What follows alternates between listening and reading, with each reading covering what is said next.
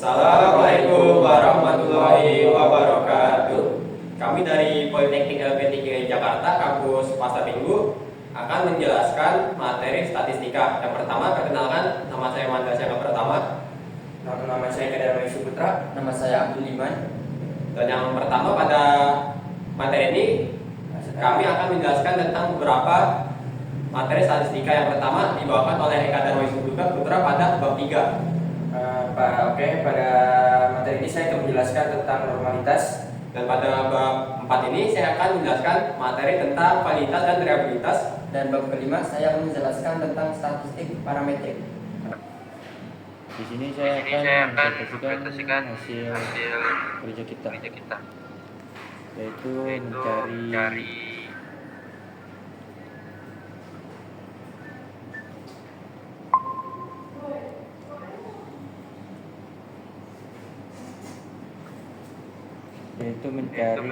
nilai statistika dengan bab 3 dengan judul normalitas. Dalam melakukan kegiatan statistik ada dua hal yang harus diuji terlebih dahulu. Yang pertama itu ada apakah sampel yang diambil berdasarkan populasi yang sama, populasi data distribusi nomor. Yang kedua, apakah sampel tersebut memiliki varian yang sama. Uji normalitas dan varian adalah hal yang lazim dilakukan sebelum sebuah metode statistik digunakan agar dapat menentukan apakah data tersebut menggunakan statistik parametrik atau statik non parametrik. Alat analisa yang dapat digunakan untuk menguji norma data itu dengan menggunakan grafik ppplot, grafik ggplot, Kolmogorov, Smirnov, histogram, Shapiro-Wilk, dan Lilliesford.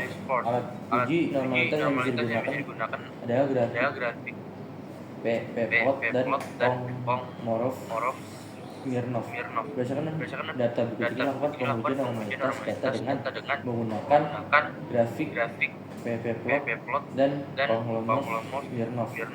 Yang pertama itu di sini kita akan mencari data ppplot. Oke, untuk yang pertama kita salin data di sini.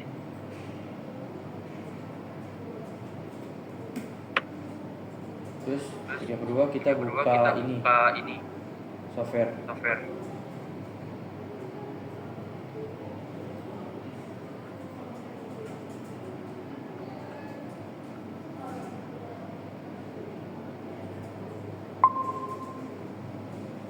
Analisis. Terus yang kedua describe statis. Di sini kita akan mencari ppplot. Oke. Nah, pada tampilan ini, sini saya akan mencari plot dari jumlah gaji.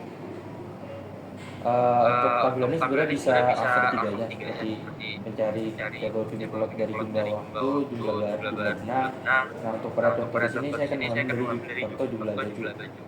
Untuk ini tidak diubah, terus oke. Nah, tampilan di sini akan muncul seperti ini. Yang pertama untuk model display, yang kedua data versi sendiri, yang ketiga ada list. Nah, ini tuh yang itu ada table jumlah baju. Ini tuh grafik dari foto sebagai materi. Itu grafis seperti halnya seperti ini.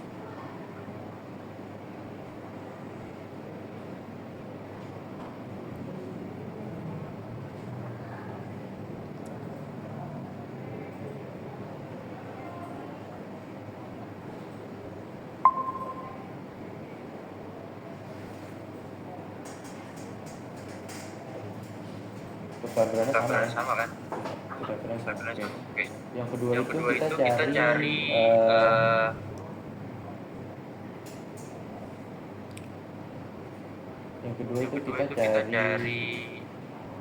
wastafel Kolmogorov test.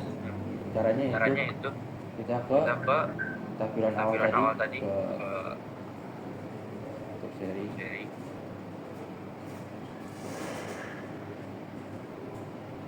Share.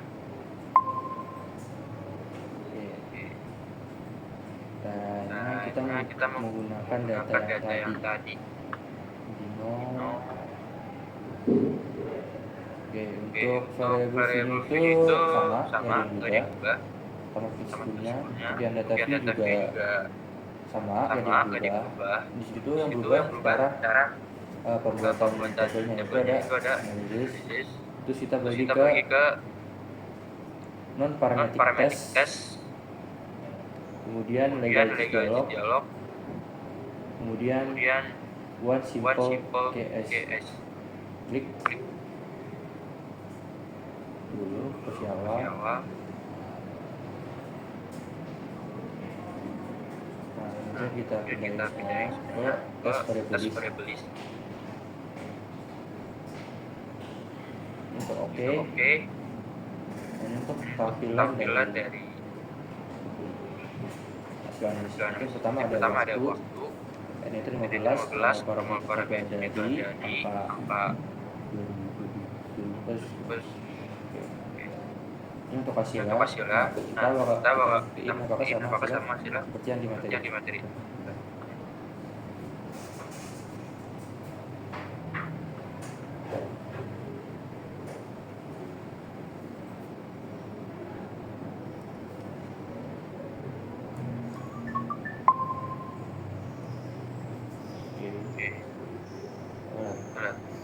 Hasilnya sama.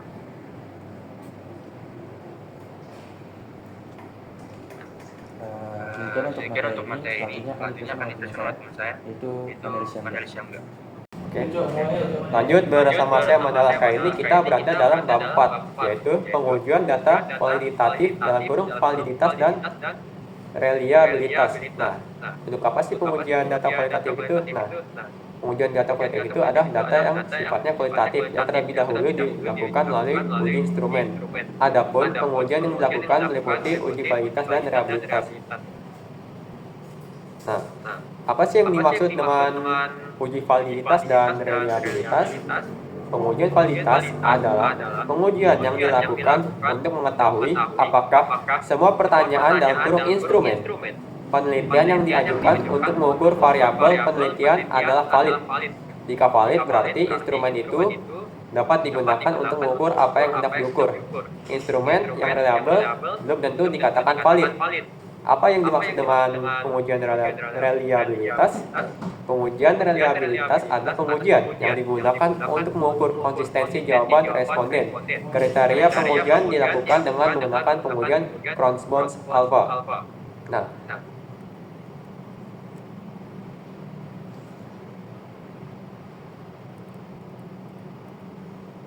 kriteria pengujian Kronsmans alpha dalam pengambilan keputusan pengujian reliabilitas tidak bersifat absolut, namun harus menggunakan cutoff 0,6. Ada beberapa penelitian yang menggunakan kriteria bahwa satu variabel atau dimensi dikatakan valid jika CA di bawah 0,7. Untuk mendalami materi ini, mari kita membaca sebuah studi kasus dan akan membahasnya. Suatu hari, Presiden Putin akan mengadakan survei kepuasan kemampuan uji rudal balistik Oresnik di beberapa wilayah di Ukraina yang berkaitan dengan kualitas rudal, kualitas akurasi rudal, kecepatan dan ketahanan rudal. Maka, lakukanlah uji instrumen yaitu reliabilitas dan validitas pada data kualitatif. Berikut adalah data responden dalam setiap wilayah.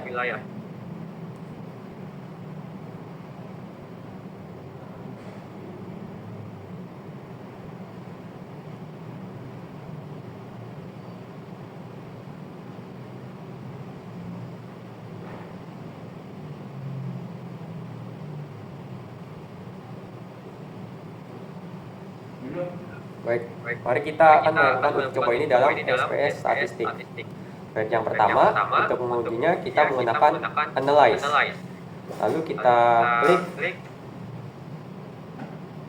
scale, reliability analysis.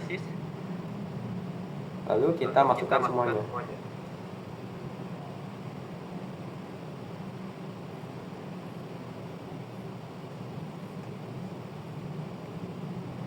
Lalu kita statistik untuk membuat deskriptif yang begitu lengkap. Lalu klik continue.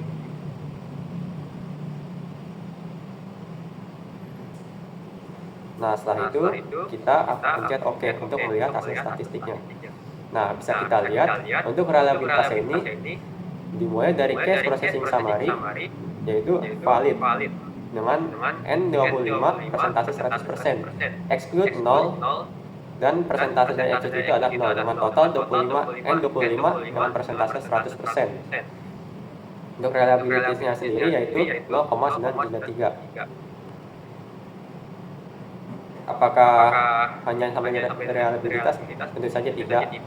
Maka akan kita lanjutkan kepada validitas. Nah, untuk validitas yang pertama adalah melakukan correlate. Lalu klik behavior rate. Kita masukkan semuanya.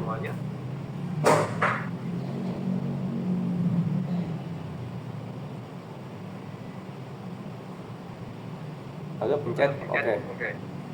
Nah, maka korelasinya dalam sebuah validitas. Ini ada reliability, lalu lanjut ke korelasi.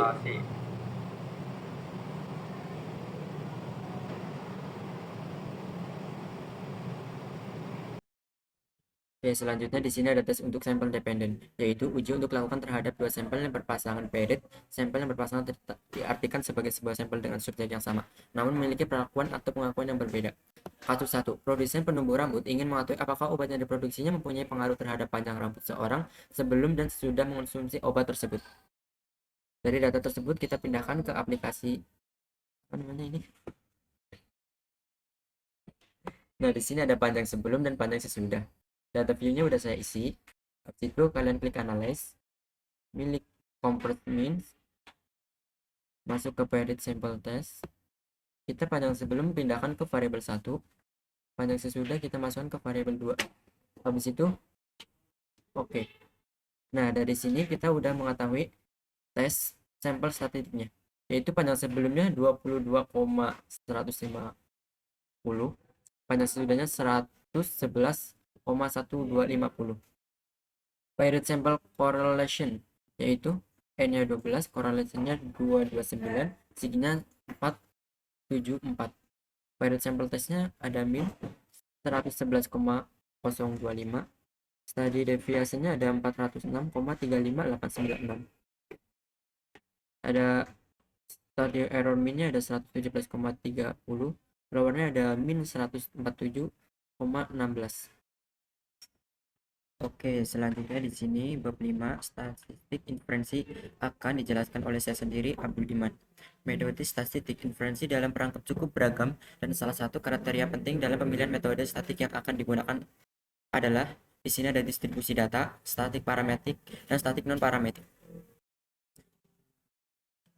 Yang pertama ada tes untuk sampel tunggal, yaitu untuk melihat dan mengetahui apakah tinggi seseorang mahasiswa 160 atau 170.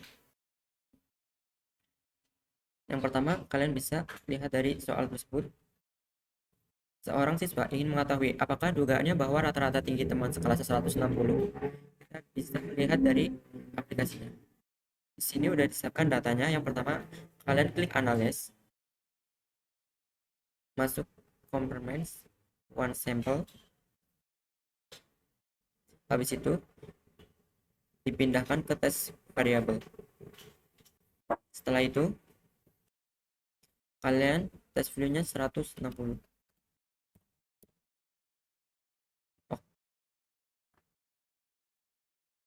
Nah, dari kesimpulan tersebut kita tahu bahwa tinggi siswa dari 20 mahasiswa minus 164,75, study deviation-nya ada 4,733, study error min-nya ada 1,08. One sample testnya yaitu ada mean differences atau lower 2,53. Bareng juga ngomong gitu. Sekian dari kami. Wabillahi taufiq wal hidayah. Wassalamualaikum warahmatullahi wabarakatuh.